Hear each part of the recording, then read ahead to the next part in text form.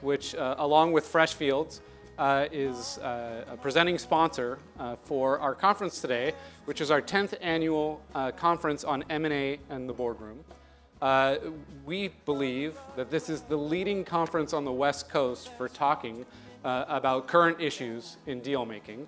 And as we always do, we are bringing to the stage today leading regulators, judges, attorneys, and deal makers to talk about the most live issues in M&A, which include antitrust, security, controlling shareholders, and so forth. As you can see, we have a full house here. We have, I believe, over 500 people scheduled to join us on the live stream as well. So we're looking forward to all the insights and thoughts that are going to be shared here today. I want to take a moment to thank Ethan Klingsberg, who's here, who is my co-host for this event, and also to thank his team at Freshfields, who put in long hours to put together the program that we're going to have here today. I also want to thank the staff at Berkeley, who's put in a lot of work to make sure that everything runs smoothly today. So with that, I will now welcome my co-host, Ethan Klingsberg. Thanks. Thanks, Adam. You know, I was looking back, since we've done this 10 years, I was looking back at the agendas over the last 10 years, and I had thought, I was like, wow, we're really good as far as all these people in this room, the people who sit there spending all this brain power trying to take this world of transactions and corporate governance with all of its different dimensions and its dynamism always changing and the intense focus on speed and volume and being able to keep being productive. And it occurred to me that there's sort of two elements that each of us in this crazy world have to live with. One, I call it the process side of ourselves. And for that process element side of ourselves, that's, you know, we pride ourselves on volume. We're always looking for precedent structures. And our North Star as processing is really standardization. If we can only get everything standardized so we can almost reduce ourselves to AI bots, that would be so much better, right? And then on the other side, inhabiting all of us at the same time, I call it the solution side of us. The solution side is modifying, deviating, evolving, and this applies to both tactics and structures and strategies. So we embody both of these at the same time. The solution side evolves, and then the process side takes the modifications and then really turns it into volume, and we all get to be excited about all the work we get to do and work really, really hard, and that makes us feel good. But then the volume then sometimes sputters, and we then have to pivot back to the solution side. And I think this event in particular is really valuable from the solution side. And it really gets our brains going, so it's a great time to take some time out. So I just wanted to go through, just very quickly, a few key areas of how, looking back on the agenda over the last 10 years, how we've evolved in this sort of process-solution continuum. The first is on Delaware corporate law and the courts. So over the last 10 years, we've had some incredible solution-oriented activity. So MFW, making a safe harbor for conflicts transactions so we could get dismissal on the pleadings. Corwin, where even if we had a bunch of fiduciary missteps, if we disclosed them correctly, then and got the right shareholder approval, we could also prevail and get the deals through. And importantly, Trulia, getting rid of a lot of the so-called nonsense, non-monetary, disclosure-oriented remedies.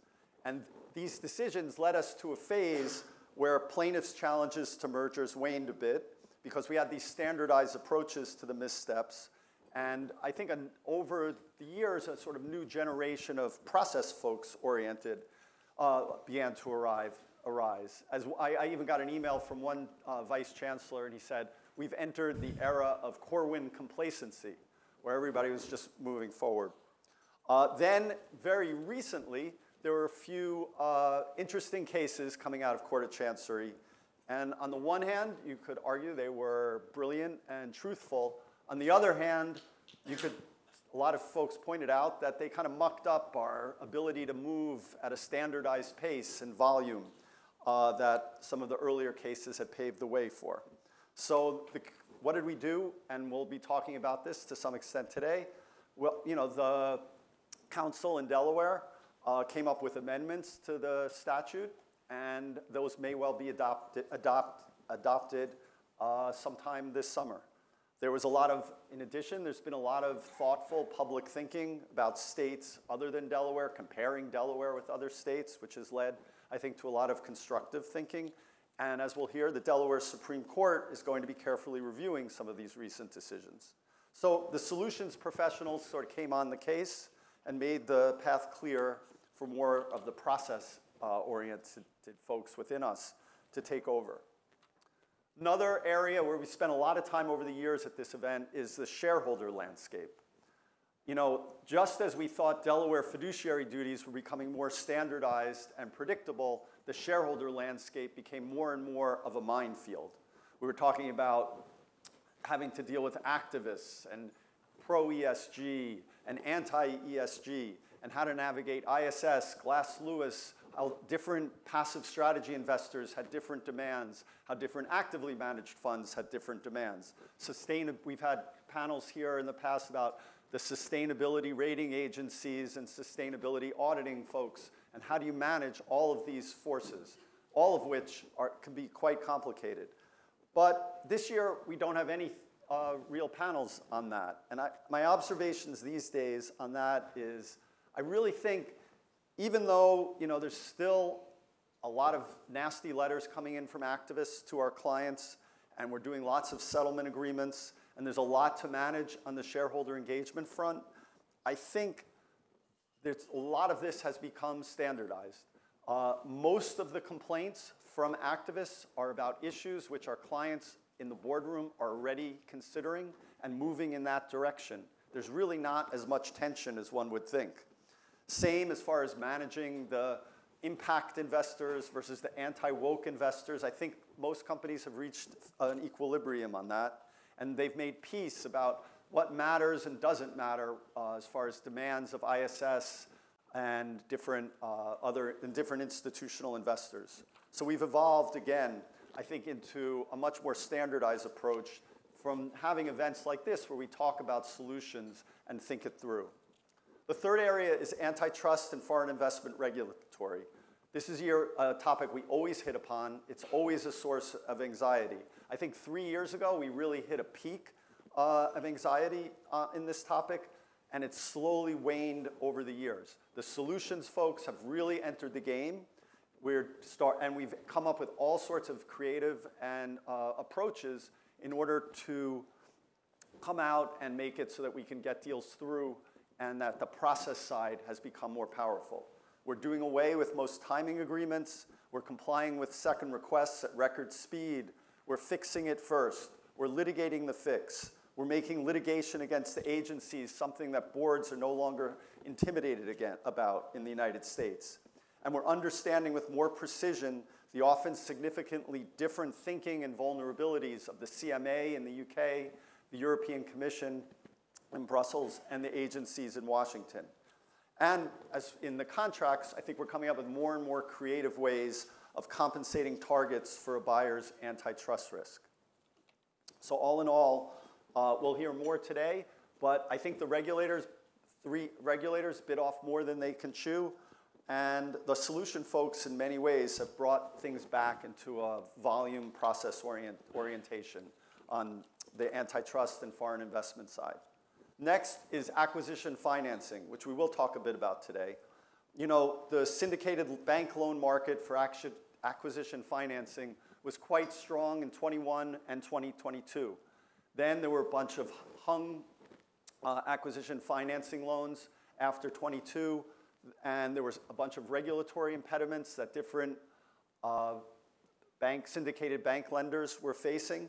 But then over the last 2 years, we've had the direct lending market has arisen and come back very strong and been a really important force in fueling a lot of M&A. So I think there's an analogy here. Whenever something gets gummed up at the bulge bracket banks, it seems like some other direction is found in order to keep the deal market flowing. I remember after the 2008 financial crisis, a lot of the bulge bracket banks were hurting, and then a bunch of and they were distracted by treasury woes, and then also a bunch of boutiques formed who are to this day very, very strong, particularly in life sciences and tech sectors. And similarly, we have the direct lenders who have come in, and we'll talk more about that. The next topic that we've talked about over the years, but has become less, I think, of a problem is what I call globalism and multi-jurisdictionalism. Arguably, it should be more of a problem because what's happening now is so many companies who either are headquartered outside the United States, have their principal operations outside the United States, or are organized under laws outside the United States, want to be listed in the capital markets in the United States. So that leads to a lot of tensions, because when you have transactions involving these kinds of companies, you're saying, well, do we do it US style? And if we're doing it US style, do we do it the Silicon Valley way? Or do we do it the New York way, the Texas way? Then there's the UK way, European style. All of these questions could get in the way of process.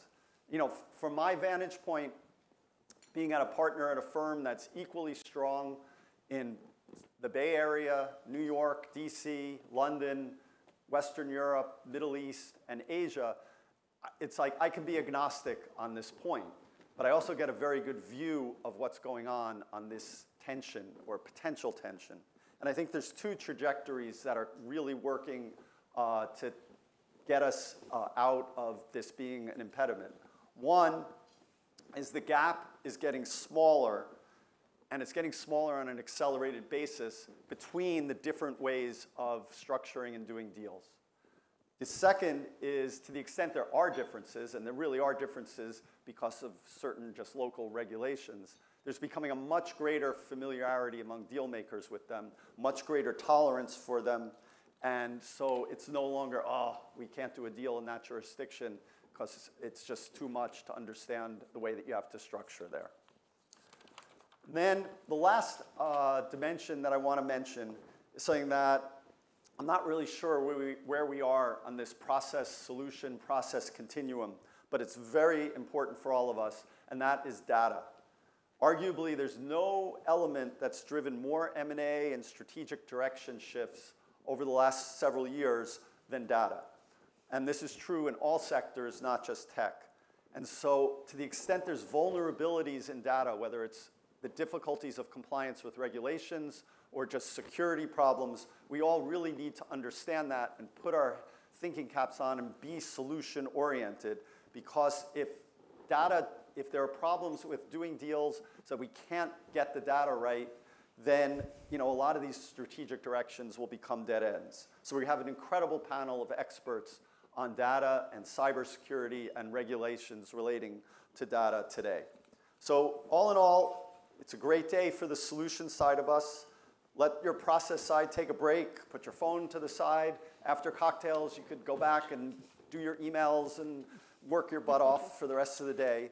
But maybe, hopefully, we'll all evolve a little bit on the solution side of us. And I just want to thank the guys at Berkeley for doing this for the last 10 years. It's been a great 10 years. And I just want to emphasize, for UC Berkeley, the law school, they really have a superior business law program, the best executive education program, and what I believe is the best business law center of any law school in the world. They've been a super partner for this forum for the last 10 years, and it's great to work with them. So with that, I'm going to introduce Anjali, who is in charge of the Business Law Center.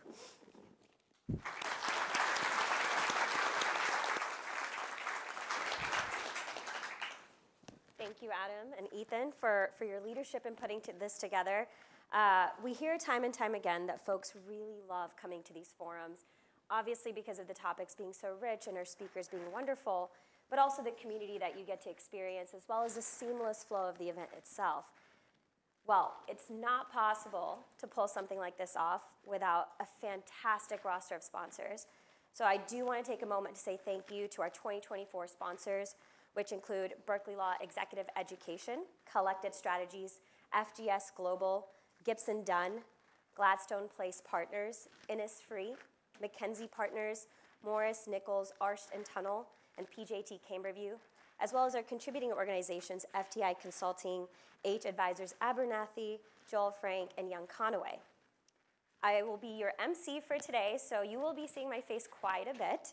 I will do a lot of the logistical announcements as well. So first one, there is a form on your table for those of you who are seeking to get MCLE credit for today. Be sure to fill it out with your name and leave it there. For those of us joining us online, there is a form in the chat that you can access, or it will be available if it is not there yet. Please be sure to fill that out. During the event, there will be no exceptions granted afterwards.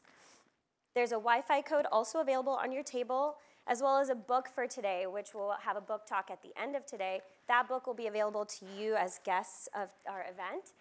If you do want to get one, please go to our front desk right outside.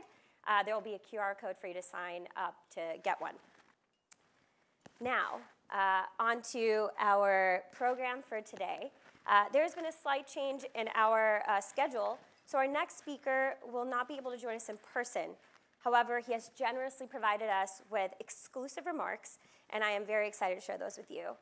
So, with that, it is my personal honor to present to you Olivier Gersant, the Director General of the Directorate General for Competition at the European Commission.